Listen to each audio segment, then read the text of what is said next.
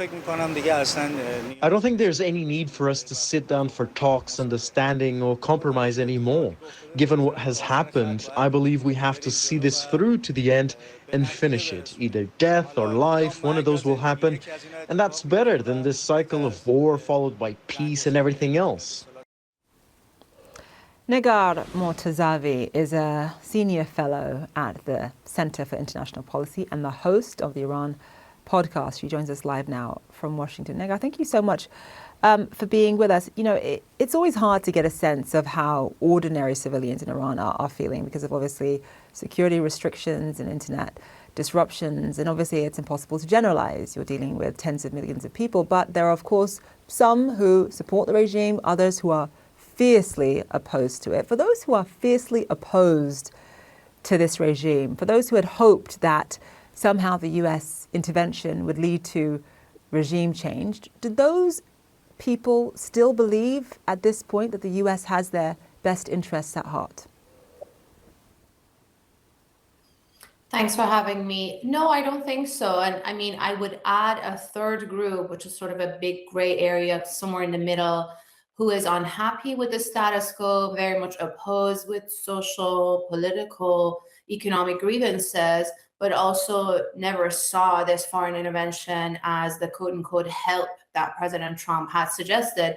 And since the war has actually happened and unfolded, I think it's become clear, even for most of the people who thought that this would change things on the ground, that not only didn't it help Iranian protesters or the Iranian people, it actually made things worse. And considering the number of the death toll, the civilian death toll, almost 4,000 Iranians dead, most of them civilians, many children, lots of civilian infrastructure has been damaged, destroyed. The war opened with an attack on a school full of children, hospitals, universities, cultural heritage, which have nothing to do with any government. They've been there for centuries. And also the US president tweeting or truth socialing multiple times that he wants to wipe out a civilization or destroy a civilization. That has nothing to do with the government. It's very much, you know, portraying the war as a war on Iran and Iranians. And I think that's what most people understand, regardless of where they stand politically vis-a-vis their own government. You know, I'm so glad you brought up this sort of third category, this idea that there are people who might be opposed to the Iranian regime, but were skeptical as to whether or not the United States would really be there for them in the way that they had promised. And I think it's important to note that in the past 5 years, you know, for the Iranian people who are opposed to this regime, you've seen, you know, moments of hope, oscillating between moments of hope and then deep, deep disappointment. We all remember in 2022, the Mahsa Amini protests. A lot of people were saying at that time that that represented the most sort of serious threat to the Iranian regime that we've seen in many years. And then the crackdown afterwards by security forces was so severe that, of course, you know, hopes were extinguished very quickly. We also saw the economic protests several months ago, the US intervention with the killing of the Ayatollah, the latest ceasefire, which only lasted a few days. You're sort of seeing this oscillation for the Iranian people who are opposed to the regime, lots of hope and then a lot of despair. So if all the sort of events that I've listed just now, the various protests, whether it's Mahsa Amini, economic protests, the US intervention, the US killing the Ayatollah, none of that has worked to bring about change, then what will? Well, you know, that's the million-dollar question, right? It's very difficult, but I think what serious activists and change makers inside the country keep saying is that change has to happen by Iranians inside Iran and the way they want it. Now, there may be disagreements or differences of opinion, but bombing schools full of children, universities and hospitals, homes, as we can just see on the screen. This is a home. This is not a government building. That's just not going to bring change. It's not going to bring better governance or transparency or democracy. It's not going to remove repression in the country. In fact, you can argue that the war and this sort of security environment has made political dissent even more difficult. It's closed the space for any form of opposition or dissent. Do we see any protests on the street? No. Part of the reason is because of this external foreign threat that has made things much worse. And, you know, most Iranians look to their neighbors, to Afghanistan, to Iraq, to these places where the US has used hard power, immense hard power, and even to the point of regime change, to supposedly bring a better future, better governance, democracy, nation building, even in the case of Afghanistan, women's rights.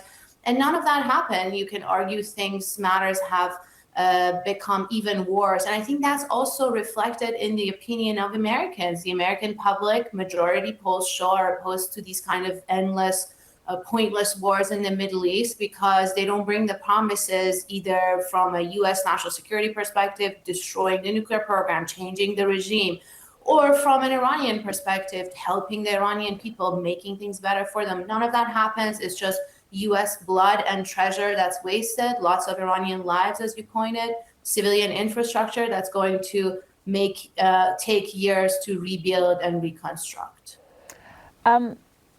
I want you to sort of lay out for us what life is like in Iran for ordinary people right now, given the war. I think all of us will agree that the sort of fallout from this war between the United States and Iran is certainly lopsided. Here in the United States, it's felt through, obviously, yes, the death of 18 American servicemen and women, which is obviously very tragic for this country.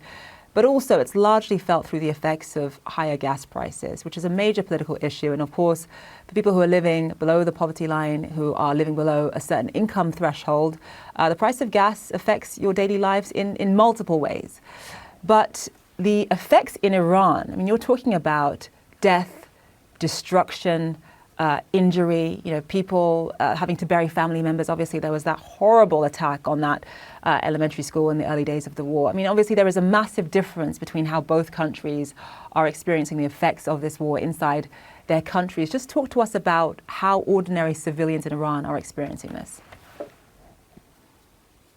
Absolutely. So as you laid out, the war is waged over there. So it's not felt as closely here in the US, although yes, the death of, every death is tragic. The death of service members, and then also it's reflected in gas prices. In Iran, it's reflected in every aspect of daily life. First of all, security, from the viewpoint of a civilian, no matter where you live in the country, because areas across the country have been hit.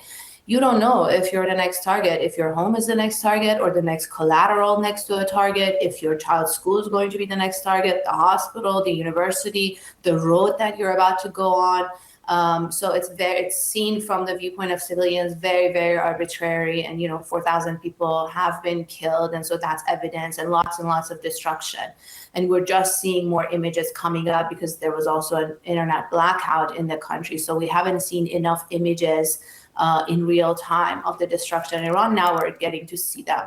And then also inflation, of course, it's reflected in the Iranian economy across the board. It's not just gas prices like here in the US, it's the price of everything, everyday goods. Although the country is running, it's interesting how the government has been able to maintain some form of, public service has been ongoing, and there hasn't been, let's say, shortages of any basic goods reported, but still inflation and that increase in price is something that civilians talk about a lot. And then, of course, this idea of your safety and security, which is first and foremost when you hear the bombs, when you hear the jets flying, and when you don't know which city, which neighborhood is going to be next. It's very, very horrific. And of course, people who have lost loved ones are still grieving for them. When all is said and done and this war is over, and of course we all hope it will be soon, what will be the consequence for the Iranian people? I think that there are some who fear that the Iranian regime would have learnt the wrong lesson and perhaps crack down on the Iranian people even more. I mean, obviously in this kind of environment, you're not going to see protests, and perhaps with the Iranian people, there is, political scientists refer to revolutionary fatigue. When you've tried and tried again so many times to perhaps, through protests or through political activism, to try to sort of steer things democratically in a different direction, and your efforts don't amount to much. Just explain to us whether there is that fear that the security forces in Iran will crack down even more on the Iranian people after this war is said and done than they did prior to this war.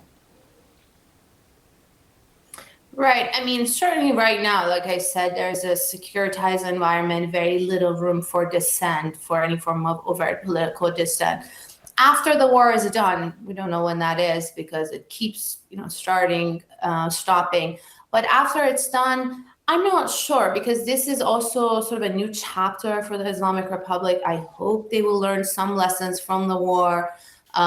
But also the society, I don't think the grievances are going to go away. The political, economic, social grievances, none of those will disappear. Yes, now there's no room for public presentation of any form of dissent. But I think once this external foreign threat is removed, the idea of getting bombed any minute, then this will be more internal between the state and the society. And that gap has been really wide, and they will have to address it or close the gap. Economic grievances are very, very serious. People's livelihood has been the reason for many protests over the years, and that we also see that reflected in how Iran is trying to negotiate. So one of the main demands in their negotiations from the US is economic relief. They understand that there has to be economic relief. They're looking for their frozen assets. They're looking for sanctions relief from the US because that problem is very, very severe.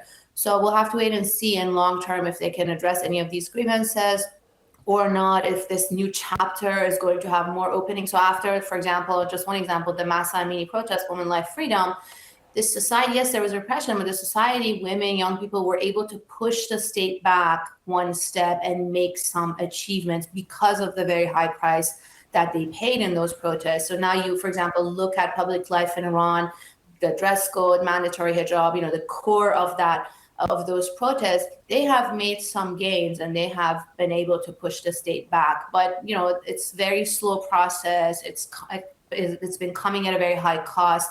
And what I want to reiterate is that this foreign, external, hard power military attack is not going to make things better. In fact, it may even make it worse in the long term.